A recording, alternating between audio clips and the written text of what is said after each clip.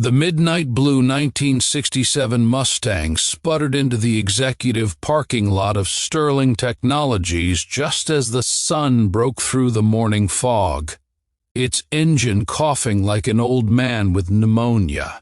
Marcus Webb gripped the steering wheel with calloused hands, watching through the cracked windshield as CEO Richard Sterling emerged from his gleaming Mercedes, his $1,000 suit catching the early light. Richard paused, turned, and his face twisted into a sneer of disgust. "That car is junk," he said loud enough for the early morning arrivals to hear, pointing at Marcus's beloved Mustang with a dismissive wave. The laughter that followed from the junior executives around him cut through Marcus like broken glass, but he simply lowered his head, grabbed his janitor's uniform from the passenger seat, and walked toward the service entrance where people like him belonged. What Richard Sterling didn't know was that the man he'd just humiliated was about to change everything, not just for himself, but for an industry worth billions and a company teetering on the edge of collapse. If you believe that kindness matters more than money, that second chances can change lives, and that every person deserves dignity regardless of what they drive or where they work, then please hit that like button, drop a comment below sharing your thoughts, and subscribe to this channel, because stories like Marcus's need to be told and heard. Marcus Webb hadn't always been a janitor mopping floors at 3 in the morning while the rest of the world slept.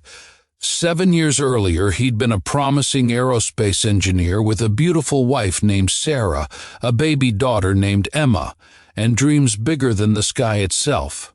He'd spent his evenings in their garage, sketching designs for a revolutionary engine that could change aviation forever, an engine that combined electric propulsion with a breakthrough in thermal efficiency that experts said was impossible.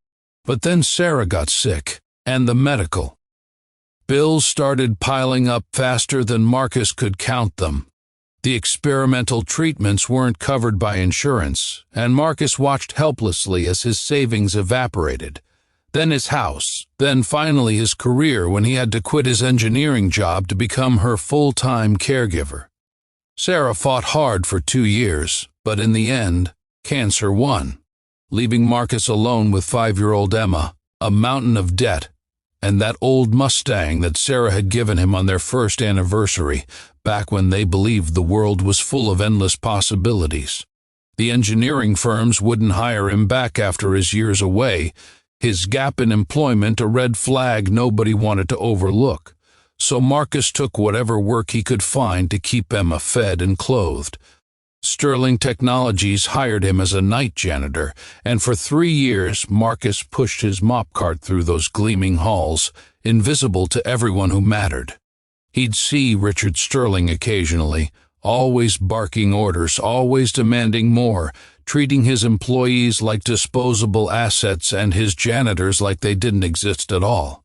But Marcus kept showing up, kept working, and every night after his shift ended and before Emma woke up for school, he'd go out to that garage and work on his engine design, the one dream he couldn't let die even when everything else had.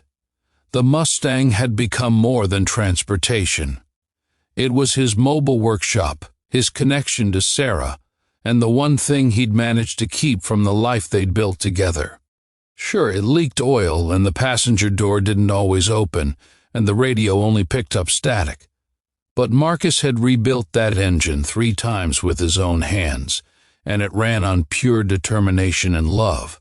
Every dent told a story, every scratch was a memory, and when Richard Sterling called it junk, he might as well have spit on Sarah's grave. But here's what Richard Sterling didn't know. Marcus had finally done it. After 7 years of calculations and failures and midnight experiments, he'd cracked the code. The prototype engine sitting in Marcus's garage, built from salvaged parts and genius, had just passed its 100th test run. It was 40% more efficient than anything currently in production, ran on a hybrid system that could revolutionize both aviation and automotive industries and cost a fraction of traditional engines to manufacture. Marcus had been gathering courage to approach investors, to patent his design, to step back into the world that had rejected him. That morning, after Richard's cruel laughter echoed across the parking lot, something shifted in Marcus. He finished his shift, picked up Emma from his neighbor who watched her during his work hours, made her breakfast, and dropped her at school. Then he drove that junk Mustang straight to the office of Jennifer Martinez, Richard Sterling's biggest competitor and the CEO of Titan Industries.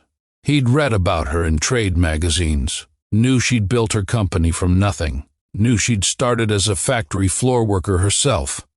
Jennifer's assistant tried to turn him away. This janitor in his worn clothes with oil under his fingernails, but Marcus opened his laptop right there in the lobby and showed her a video of his engine running. 5 minutes later, he was in Jennifer's office.